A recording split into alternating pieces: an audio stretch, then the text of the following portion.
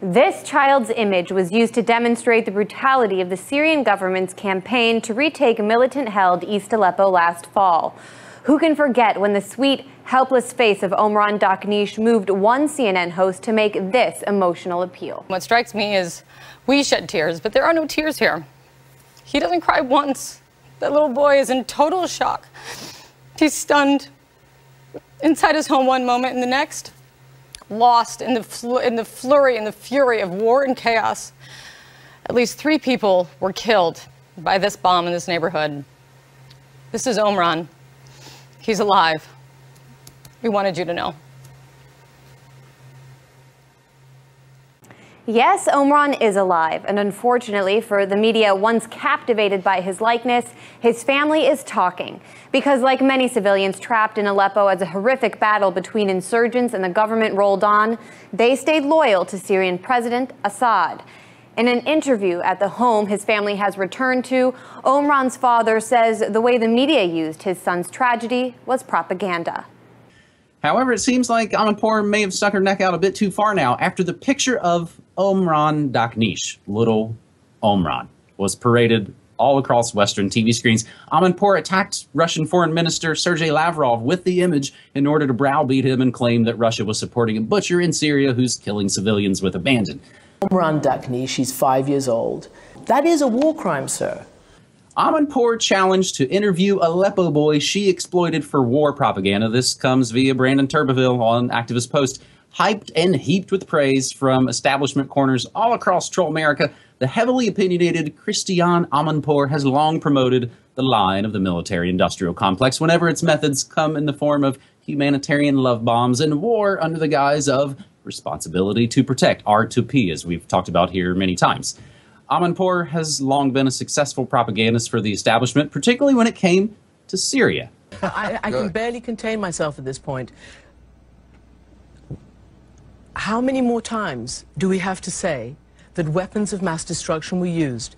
And as bad as it is to decapitate somebody, it is by no means equal. We can't use this false moral equivalence about what's going on right now. They tried to do it in the Second World War, they tried to do it in Bosnia, they tried to do it in Rwanda, and they're trying to do it now. There is no moral equivalence. And the president, wait just a second. The president, excuse me, the president of the United States and the most moral country in the world, based on the most moral principles in the world.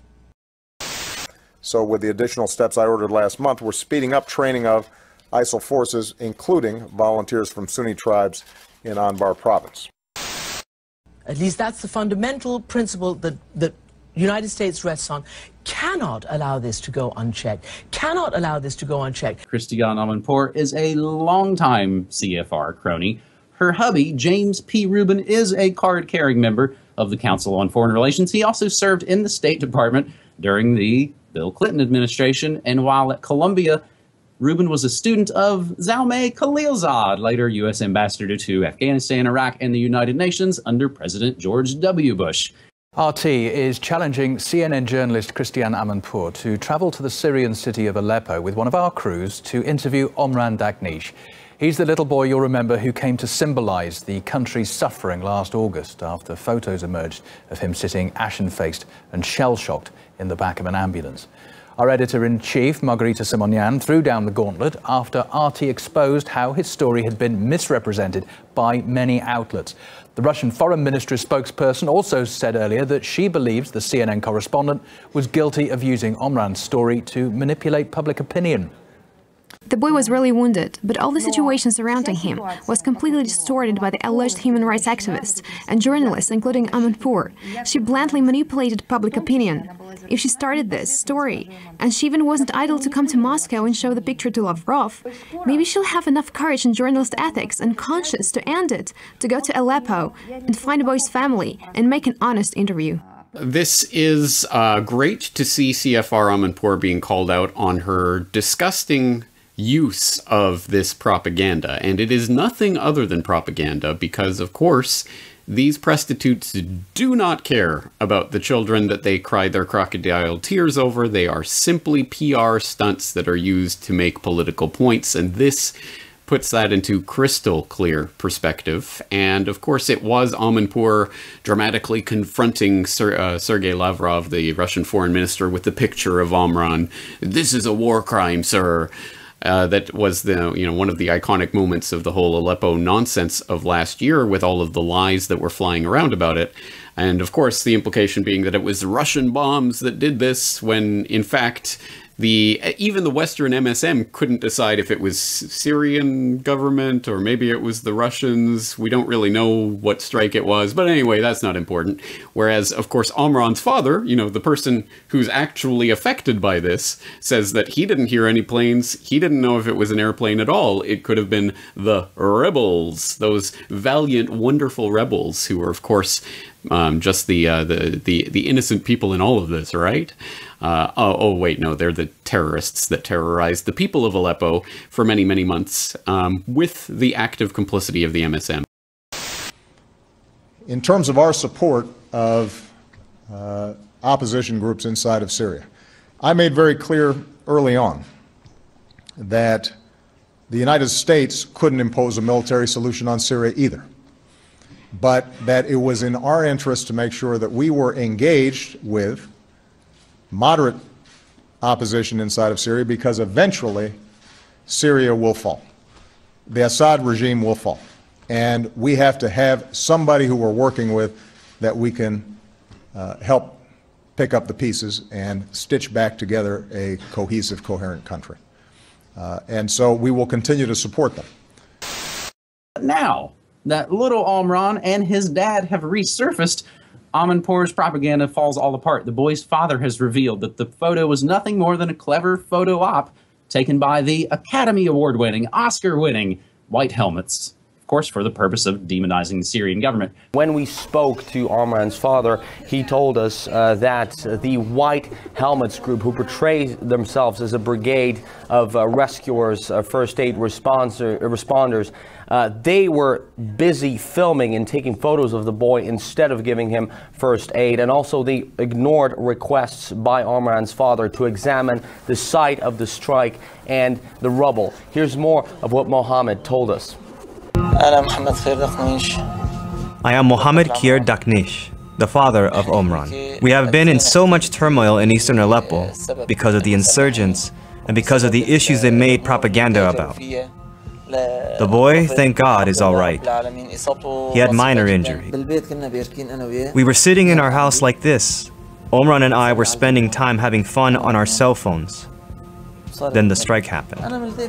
I was busy saving my family while the insurgents seized the opportunity and filmed my family when they were escaping the house for the sake of propaganda. Thank God the situation is now improving. The army is advancing and has liberated the area so we could return to our homes. You might think this perspective, Omran's father speaking for himself, would cause some reflection in the media. But somehow, reporters like the one we watched earlier have stayed silent, apparently now uninterested in this Syrian voice.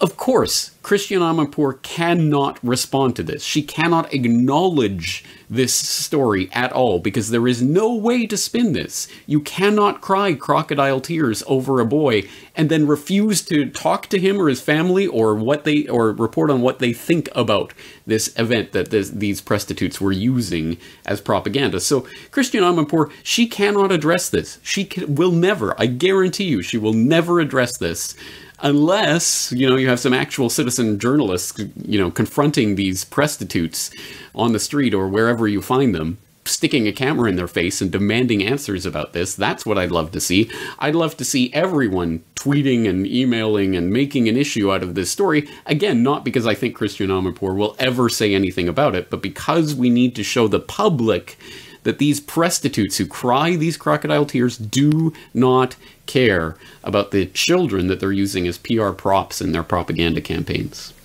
So we came here and settled, and it was good. There was no disturbance at all.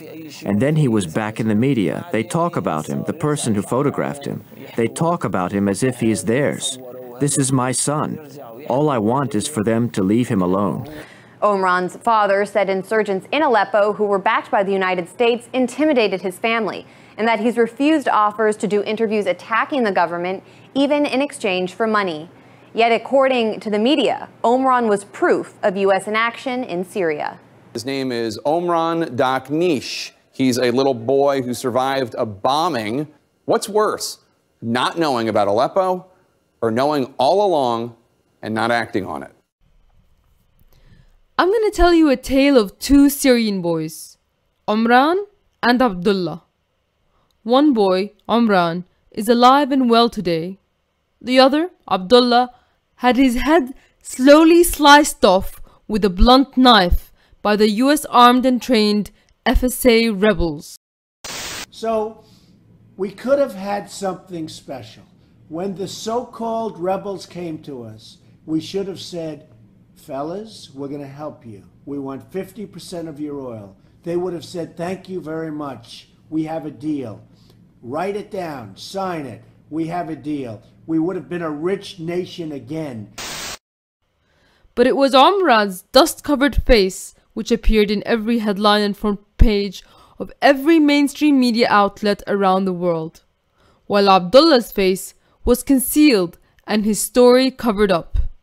Just compare the BBC's coverage of the two incidents. Omran's photo is in the center and clearly visible. In the other case, the BBC actually cropped out Abdullah's face completely in the photo that they used. The BBC's headline was also an attempt to justify the beheading of a child. The handful of articles that did cover the child's beheading also censored the child's face from their front cover. Why is one child, one face, one name worth your attention while the other child who was brutally murdered by CIA-trained terrorist group Harakat al-Zinki was not? The answer is obvious. NATO powers don't want their people to find out the nature of the terrorists that they support. Showing the world Abdullah's face would have been too damaging to the terrorist rebels and would have gone viral and out of control. Claims that the Omran image went viral on its own because of aesthetics are garbage. This little girl from West Aleppo was shelled by the rebels and had a similar photo taken of her dust-covered face, but the mainstream media did not use her image at all. They never told the world her name, Rim. The mainstream media decides what goes viral. They report approved stories in a coordinated manner. They decide not to tell you that their Al-Qaeda-linked rebels are shelling civilians and beheading kids. And here's the most shocking part of the story that you weren't told. The man who took the photo of dust-covered Omran in the ambulance, whose name is Mahmoud Ruslan, had taken a selfie with the same child beheaders. You can see how he is wearing the same blue shirt when he took Omran's photo and when he took a smiling selfie with child beheaders. The red arrows show the corresponding individuals. 1 minute he's crying crocodile tears over an injured child, and the next minute he's laughing it up with child beheaders. The selfie was posted on his Facebook and was taken 5 weeks after they beheaded the child, showing that he approves of the deed.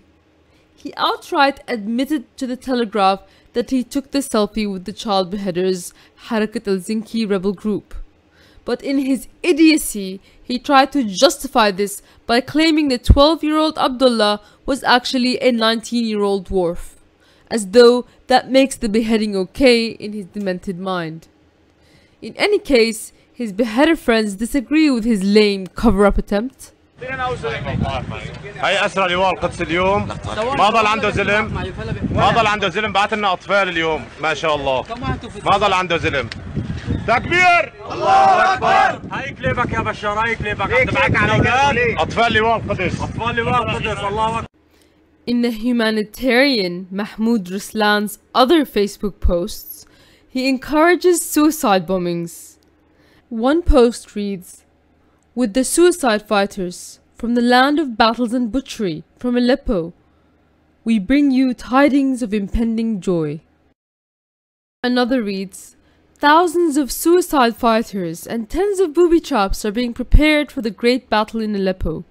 The first battle where I see men weeping because they can't participate, and in other posts he's seen wearing the colored headbands of the fighters he hangs out with, revealing that he too is likely a fighter.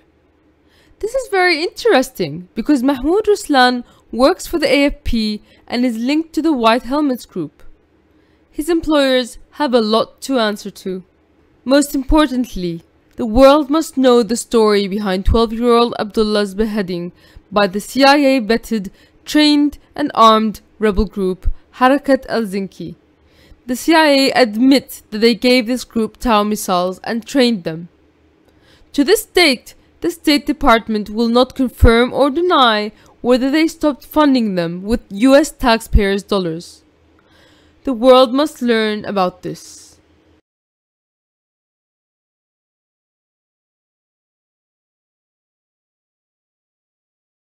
As media watchdog group Fairness and Accuracy in Reporting makes clear, the narrative Omran's photo was used to further in that clip is dangerously false.